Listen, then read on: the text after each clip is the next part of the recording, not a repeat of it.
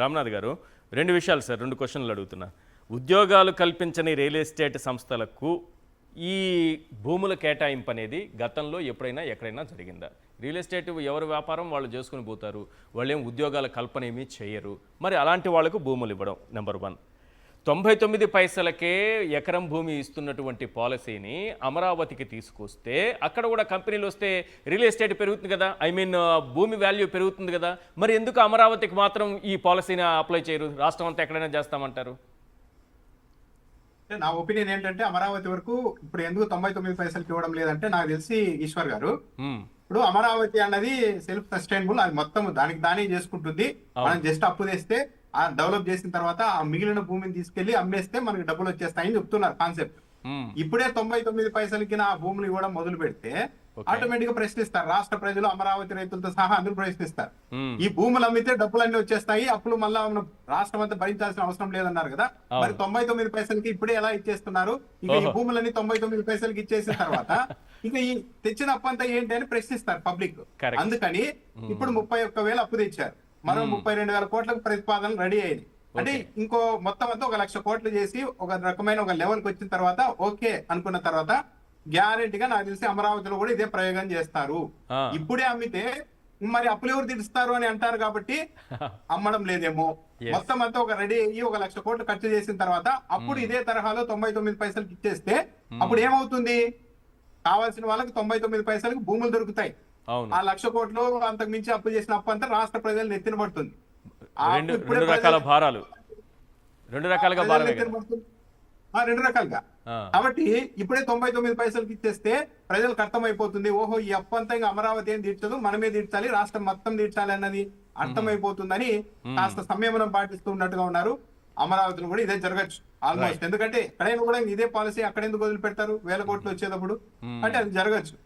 దానికి తోడు ఇంకా చాలా చెప్పాలంటే రాష్ట్ర ప్రజల దురదృష్టము, ఇదే పని ఏ రాష్ట్రంలో అయినా సరే జరిగి ఉంటే 99 పైసలకి ఇలా ఇష్టం వచ్చిన కంపెనీలందరికీ భూములు ఇస్తూ ఉంటే, ఒకవేళ హైదరాబాద్ లో చేసి ఉంటే పెద్ద అసలు గవర్నమెంట్ షేక్ అయిపోయేంత ఉండేది.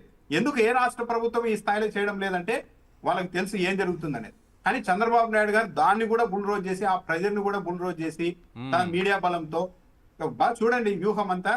ఒకవైపు ఏమో మేము పెట్టుబడులు తెస్తున్నాం అంటారు, ఒకవైపు ఏమో వైసీపీ అడ్డుకుంటోంది అంటారు, ఒకవైపు ఏమో వైసీపీ నాయకుల మీదే ఆరోపణలు చేసి ఎదురు కేసులు పెడతారు, అణిచివేస్తారు, మాట్లాడిన వాళ్ళ మీద కేసులు పెట్టి లోపలేసేసి ఒక టెర్రరైజ్ చేసి ఎవరు ప్రశ్నించే వాతావరణం లేకుండా, ప్రశ్నిస్తే మీరు అభివృద్ధికి వ్యతిరేకులన్న ఒక వాతావరణాన్ని క్రియేట్ చేసి ఆ తర్వాత 99 పైసలకి 100 కోట్ల విలువైన భూములు ఇచ్చుకుంటూ వెళ్ళిపోతున్నారు ఈశ్వర్ గారు.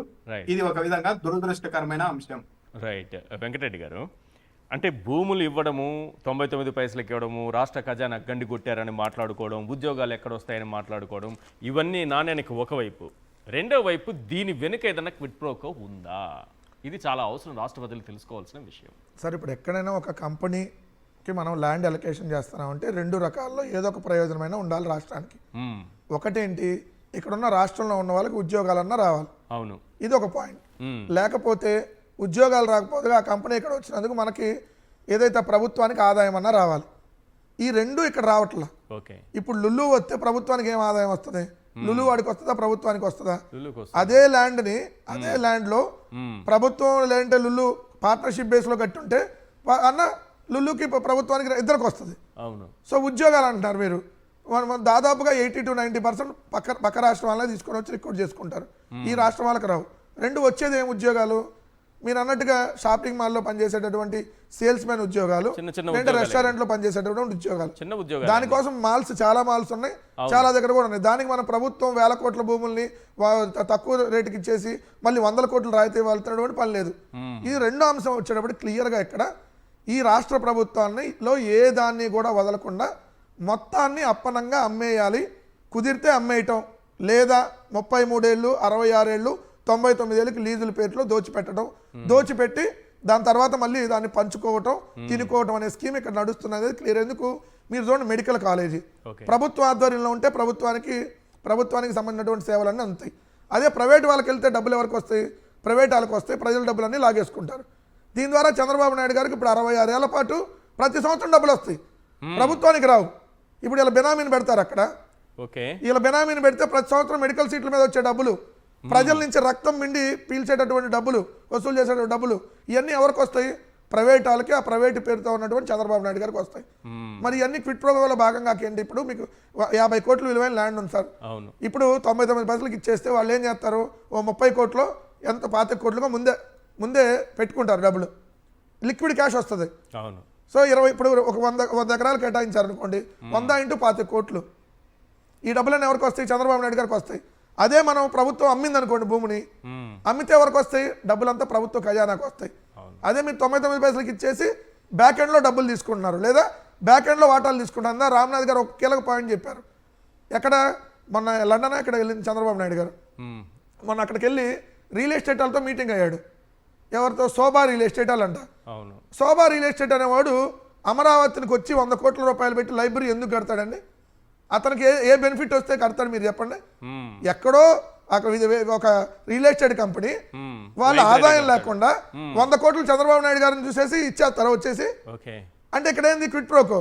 ఇక్కడ ఇంత మాకు ల్యాండ్ అలొకేషన్ చేయండి, దాని ద్వారా మేము ఎంత మీకు ఇస్తాము, మిగిలింది మనం తీసుకుందాం.